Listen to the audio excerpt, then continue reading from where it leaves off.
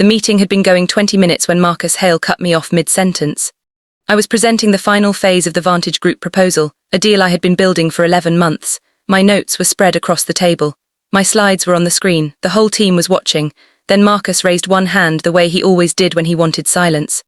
"Actually," he said, smoothing his tie, "let's pause there." He looked directly at me, not the screen, me. "Kayla, this is difficult to say in front of everyone, but I believe in transparency." He paused long enough to make it theatrical. "Your role is being eliminated, effective today. HR has your paperwork ready." Nobody moved, nobody breathed. I looked around the table. 12 faces, some wide-eyed, some staring at the floor. Our HR coordinator, Fiona, was already standing near the door with a folder in her hand like she had been waiting there the whole time. Marcus had rehearsed this. Every single word. I felt my chest tighten, but I kept my face completely still. Because in that exact moment, one thought cut through the shock like a cold blade. Marcus Hale had absolutely no idea what he had just done. I did not argue. I did not raise my voice or give Marcus the reaction he was clearly expecting. I simply nodded, thanked the room for nothing in particular, and followed Fiona into the hallway. She handed me the folder without looking up. I signed where she pointed and asked for copies of everything. She printed them without a word. Back at my desk, I packed slowly. Not because I was savouring anything, because I was thinking. Terence from Analytics walked past and whispered, "I'm sorry, Kayla, this isn't right." Nina from Accounts stared at her keyboard like it had personally wronged her. I appreciated their silence more than any speech. Here is what I understood in those quiet minutes of packing. If I had argued in that conference room, Marcus would have framed me as unstable. If I had demanded explanations, he would have painted me as difficult. Either way, he would have stayed in control of the story, but I was not going to let him control the story. I carried my box through the front doors and into the afternoon sun. My hands were steady. My mind was already moving forward. The fight had not ended. It had just moved somewhere Marcus could not follow. I was loading the box into my car when my phone rang. The name on the screen stopped me cold. Nadia Osai, Vantage Group. Nadia was head of strategic partnerships at Vantage. She was sharp, direct, and had almost zero patience for corporate politics. She was also the person I had spent 11 months building a real working relationship with. We had spoken every week. We had met in person 4 times. She trusted my judgment on things she did not trust her own legal team on. I answered. "Kyle, good timing," she said briskly. "Are you still joining Thursday's walkthrough call? We want to review the integration timeline before the board sees it." My mouth went dry for exactly 1 second. She had no idea. In the 2 hours since Marcus fired me, not a single person at Creston Partners had contacted Vantage Group. No handover email. Introduction to a new contact. Nothing. "I'll be there," I said calmly. "Thursday 10 o'clock. "Perfect," she said. "We're counting on you." She hung up. I stood in the parking lot holding my phone while the afternoon wind rattled a nearby fence. They were counting on me, not Creston Partners, me personally, by name. And right then I began to understand exactly how much leverage I was holding. I did not sleep much that night, not because I was upset, because I was thinking. I sat at my kitchen table with my laptop open and went through everything. 11 months of emails, every document shared with Nadia and her team, every meeting note, every revision. I read slowly, looking for what mattered. What I found was not surprising, but seeing it laid out so clearly was striking. Every key decision had run through me. Every relationship on the Vantage side, Nadia, their CFO Alicia Drum, their legal counsel Priya Shetty, had been built through direct conversations with me. None of those people had ever spoken to Marcus. Most did not even know his name. The proposal, all 47 pages, had been written and refined almost entirely by me, often on nights and weekends. The financial modelling was mine. The risk framework was mine. The integration timeline that Nadia had praised before her board was mine. Creston Partners had a logo on the front cover. That was about all they had contributed. I closed the laptop and leaned back. Marcus had not just fired me. He had fired himself out of the most important deal his company had seen in 3 years. He just did not know it yet. I kept coming back to the timing. Marcus had not fired me at the start of the quarter. He had not let me go 6 months ago when the deal was still in early stages and easy to hand off. He fired me exactly 2 weeks before the contract was scheduled to be signed. That was not an accident. I had been in enough boardrooms to understand how credit worked. Once a deal closed, whoever was standing closest to it owned it forever. Marcus had watched me build something worth $12 million, and he had made a calculated decision: get me out before the ink dried, and the win would belong to him. He would present it to his own executives as his vision, his strategy, his leadership. He would absorb 11 months of my work and frame it as his breakthrough. If I fought back loudly, I would look bitter. I would look like a disgruntled ex-employee who could not handle being let go. My credibility would shrink, his story would grow. He had planned this carefully, he thought he had covered every angle. The one thing he had never considered was that the client's loyalty was entirely portable and it had walked out the front door with me. The text came from Terence at 8:47 the next morning. Heads up. They just assigned Mark Russo to your Vantage account. Official internal email went out 10 minutes ago. I read it twice. Mark Russ had been at Creston Partners for 14 months. He was polite enough, reasonably smart and completely adequate at managing mid-tier accounts. I had nothing personal against him, but Mark had never once been on a Vantage Group call. He had never read the full proposal. He had never spoken to Nadia, Alicia or Priya. He did not know how certain contract sticking points had been carefully navigated. He did not know that Nadia disliked being rushed, that Alicia needed numbers presented visually, or that Priya's quietest comments were always the most significant. These were not small details. In a deal this complex, these details determined whether a client signed or walked. Relationships like this were built on individual trust, on consistency, on the quiet confidence a client felt when they knew the person across the table truly understood their needs. Mark Russo was about to walk into a call with none of that context. I replied to Terence, "Thanks for letting me know." Then I made coffee and thought about Thursday's call. I joined the Thursday call using my personal login credentials. My title in the meeting participant box simply read, Kayla Mercer, Independent. Nadia was already on when I joined, talking quietly with Alicia. The moment my name appeared on screen, I heard Nadia's voice shift, warmer, more settled. "Kayla, good, we're all here now." We worked through the integration timeline the way we always did. I asked the right questions. I flagged a scheduling conflict their internal team had missed. Nadia laughed once, the easy, comfortable kind that only happens between people with real rapport. Then Alicia raised the compliance language in Section 7, the clause that had been revised 3 times already. I walked through it from memory. At the end of the call, Nadia said something that stayed with me long after I closed my laptop. "We appreciate your consistency, Kayla. Honestly, you're the reason we stayed at the table when things got complicated back in February. We trust you. That is why we are doing this." She paused briefly. "We will see you before signing." I thanked them and ended the call. They did not trust Creston Partners, they trusted me, and that trust had followed me right out the front door. I heard about Mark's first official Vantage call through Terence, who had been quietly keeping me informed. It lasted 41 minutes. The scheduled time was 90. According to Terence, Mark arrived unprepared for the depth of questions Nadia's team asked. He did not know about the February renegotiation. He stumbled when Priya raised a legal point that had already been settled weeks ago. At one point, he put the team on hold for 6 minutes searching for a document that should have been at his fingertips. Nadia had been polite. She was always polite. But Terence said the silence from her side of the call carried the particular weight that tells experienced people something is wrong. After the call, Nadia's assistant sent a follow-up email asking for clarification on 4 points, all things I could have answered in under 2 minutes without checking a single document. Mark spent 2 days preparing a response. One of the 4 points came back incorrect. The deal had not collapsed. Not yet. But it had begun to wobble, the way a tall structure wobbles before anyone notices it is about to fall. Marcus, from what I understood, had told the team internally that the transition was going smoothly. The email arrived on a Tuesday morning and I imagine it landed inside Creston Partners like a stone through glass. Nadia had sent it directly to Marcus, a man she had never previously contacted, with Alicia and Priya copied. The subject line was formal. The language was careful. But the meaning was impossible to miss. She wrote that Vantage Group valued their partnership with Creston and remained interested in moving forward. However, the recent transition in account leadership had created concern. Her team had questions requiring institutional knowledge of the deal's history. They wanted to know whether Kayla Mercer could remain involved in some capacity during the closing phase. I know the exact wording because Terence photographed it and sent it to me.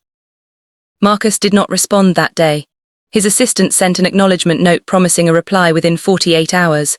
I could picture exactly what was happening inside that office, the quiet conversations, the careful calculations. Marcus trying to contain a situation spreading faster than he had expected. He had built this firing on the assumption that the client relationship belonged to the company. Nadia's email had just told him, clearly and professionally, that it did not.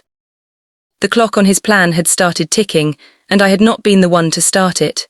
Marcus replied to Nadia 3 days later. His email was smooth and confident. I could hear his voice in every word. He expressed appreciation for Vantage's commitment. He assured them the transition was being handled carefully and that Mark Russer was fully equipped to lead the account to a successful close. Then he wrote the sentence that changed everything.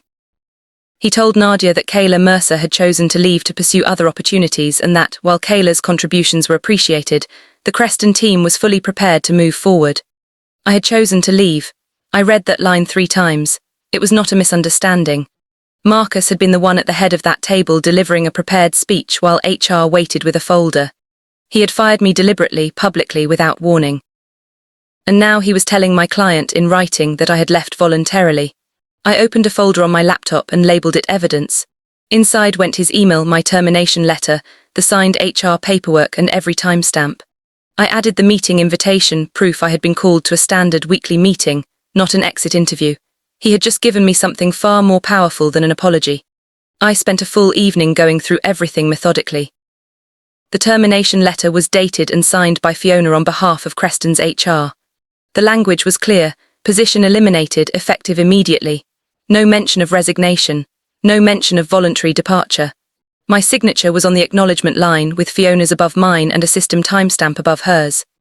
Then I had Marcus's email to Nadia, sent 4 days later, stating I had chosen to leave. I had the original meeting invitation, a standard weekly team meeting, nothing more, proving I had not been given prior notice or any opportunity to resign. I had 11 months of email chains with Vantage showing that I, not Marcus, was the sole relationship owner on this deal. I had timestamps on every document I had created, many showing activity from my home IP address late at night and on weekends, further establishing individual ownership. Each piece was useful on its own. Together they were airtight. I was not angry as I organized the folder. Anger burns energy better spent elsewhere. I was calm and I was ready. Marcus wanted to rewrite the story. He had just handed me the pen to write my own. Nadia called me on a Thursday afternoon, not through any company channel. She used my personal number, the one I had given her early in our relationship, for quick answers outside business hours. Her voice was measured, but I knew her well enough to hear the tension underneath. She said Vantage had invested significant time and legal resources in this process. The deal mattered to their board, but the past 2 weeks had shaken her confidence. We have been in this industry long enough to know when something is off, she said. Right now, something is off. Her team had met internally after Mark's last call and raised serious concerns. The communication quality had dropped. Priya had flagged 3 issues that should never have needed flagging at this stage. We are not comfortable moving forward the way things currently stand, she said. She paused. I want to ask you something directly, Kayla. Did you actually choose to leave Creston? Because the timing does not add up. I told her the truth, all of it. Calmly, without bitterness, in exactly the order it happened. When I finished, there was a long silence. Then Nadia said, I see. Just those 2 words, but the weight in them told me everything I needed to know. She asked a few careful questions. I answered each one honestly and without drama. I did not use emotional language. I did not attack Marcus by name. I described the facts in the order they had occurred, and I let Nadia draw her own conclusions. She was quiet for a moment. Then she asked the question that changed the shape of everything. Would you be willing to continue working with us independently? Not through Creston, through your own structure. Consultant, advisor, whatever works legally. We want this deal closed, Kayla, but we want to close it with someone we trust. I had thought about this possibility from the moment I had received her first call in the parking lot. I had spent evenings thinking through exactly what it would mean, what it would require, and whether I was ready to do it properly. Yes, I said, I would. Good, she said. Let's talk about what that looks like. I hung up and sat quietly for a minute. This was no longer about surviving a difficult week. Something had shifted. The door Marcus had slammed in my face had opened again, and this time it led somewhere he could never have imagined. The deal was still alive. And now, for the first time, it was on my terms. Inside Creston Partners, things were beginning to fray. Terence kept me updated in brief messages. The internal deadline for the Vantage signing had been pushed twice. Leadership had started asking questions in weekly ops meetings, politely at first, then with more edge. The VP of Client Development, Bernard Cole, had asked Marcus for a status update and had not received a satisfying answer. Mark had sent Vantage a revised timeline document. Priya sent it back within 2 hours, carrying 17 comments. At this stage, 17 comments on a timeline was not routine revision. It was a signal. It meant the client's trust had eroded enough that they were scrutinizing things they would normally let pass. Marcus, from what Terence described, was managing upward with more energy than he was managing the actual account. reassuring notes to Bernard. Delays framed as standard closing complexity, confident language that contained nothing concrete. The problem was that time was exactly what he did not have. Vantage had a board review coming. If the deal was not in final signing position before that review, their board would pump the brakes hard. And Marcus still had no idea I was the reason everything was stalling. He called me on a Wednesday morning. I let it ring twice before answering. I wanted those 2 rings. I needed to arrive at the conversation unhurried. "Kayla," he said. His voice was smooth, practiced, the same tone he used in client meetings when he wanted people to feel everything was under control. "Glad I caught you. I think there may be value in having a conversation." "Sure," I said. "What would you like to talk about?" A brief pause. He had expected something warmer, I think, or some friction he could push against. "The Vantage account is in a transitional phase," he said carefully. Given the relationship history, we thought it might make sense to have a brief debrief, just to make sure nothing gets missed. A brief debrief. 11 months of work reduced to a debrief. "I appreciate you reaching out," I said, keeping my tone pleasant. "I would want any conversation like that to be structured properly, with documentation and appropriate compensation." Another pause, longer this time. "Of course," he said, "we can discuss the details." "Great," I said. "Have your team send something in writing and I'll review it." I ended the call. He was nervous. I could hear it clearly underneath the polish. Marcus's assistant sent a follow-up email that afternoon. It was vague, a request for an informal knowledge transfer session at Creston's offices, framed as a professional courtesy. No compensation mentioned. No formal structure. No documentation of what would be shared or how it would be used. Informal. That word told me everything about what he was hoping for.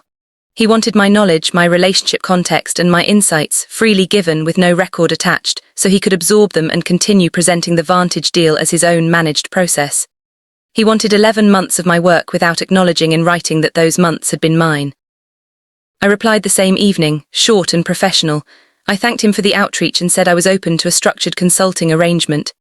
Any knowledge transfer of this nature would need to be governed by a formal agreement, defined scope, compensation structure, and written acknowledgement of my role in the deal's development. I pressed send and closed my laptop. He called back within the hour. I did not answer. He had fired me without warning. He had lied to my client. He had tried to absorb my work without credit. He was not getting an informal conversation. He was getting terms. Nadia sent an official letter to Creston Partners. It was not anger. It was careful and formal, clearly reviewed by legal counsel. But its meaning was precise. Vantage Group was formally delaying the contract signing pending resolution of several outstanding concerns. The letter cited communication gaps, unresolved questions in the compliance annex, and a request for clarification on account leadership going forward. Terence told me the letter landed on Bernard Cole's desk at 9:15 in the morning. By 9:45 there was an emergency leadership call that Marcus was not invited to join for the first 20 minutes. $12 million was sitting on a table, and the hand that was supposed to sign it had pulled back. Marcus had built his plan on one assumption, that the client relationship was institutional, that it lived inside Creston's systems and brand name, that he could swap out the person managing it the way you swap a part in a machine. But Nadia's letter had made official what I had known for weeks. The relationship was not institutional. It was personal. It had always been personal. The person it was attached to was sitting at home watching the walls close in on a man who thought he could replace me with a reassignment email. The deal was not dead, but it was bleeding. The rumours inside Creston were spreading faster than Marcus could contain them. Terence described a building where everyone was suddenly speaking in lower voices. People who normally talked openly in the kitchen were having conversations in stairwells. Engineers who had never paid attention to the sales side were suddenly asking questions. A senior account manager named Vivian had apparently told a colleague that the Vantage stall was directly connected to my departure. She could not explain exactly how she knew, but she knew.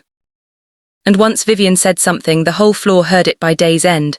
Mark had stopped sending cheerful internal status updates. He was requesting urgent meetings with Marcus instead, meetings that ran long and ended with nobody looking confident. Bernard Cole had called Marcus twice in 3 days. Terence had not heard the content of those calls, but he had seen Marcus's face afterward. He said Marcus looked like a man holding a story together with bare hands, feeling it come apart at every seam. The narrative Marcus had constructed, smooth transition, capable replacement, business as usual, was collapsing under the weight of something simple and undeniable. I was not there, and everyone was beginning to understand exactly what that meant. The call came from a number I did not recognize. I answered, and the voice introduced herself as Patricia Wynne, Executive Vice President of Operations at Creston Partners. I had heard her name. She sat 2 levels above Marcus on the org chart and operated mostly from the regional headquarters.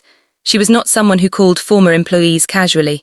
"Kayla," she said, "I want to be straightforward. I am calling because I want to understand directly from you what happened with the Vantage Group account." I told her I was happy to speak openly. She listened without interrupting while I walked through the timeline. I was calm and factual, no editorializing, no emotion. I simply described what had happened in sequence with dates. When I finished, she paused.